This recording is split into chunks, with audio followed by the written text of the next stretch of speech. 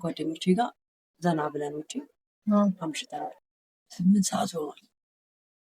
ጠጣት ምናምን በቃ ዘና ነው እንጂ በቃ የተለየ ነገር አለ። ከዛ በኋላ አድርስ ያማራል። ከዛ የዛኔ ደግሞ መቃብር ከዛ የሆነ ሴትዮ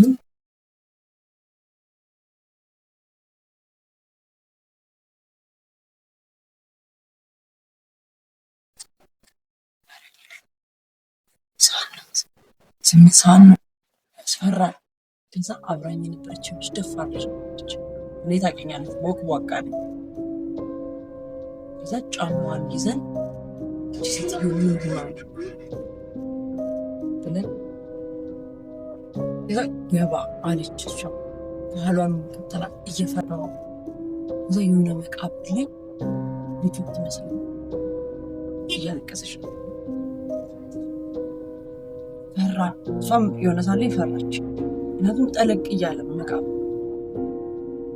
ከዛ በኋላ ስንሄድ ቀስ እያለ ስንጠጋ እያለቀሰች ሴትዮዋን ሄደን ነካ ስናረጋት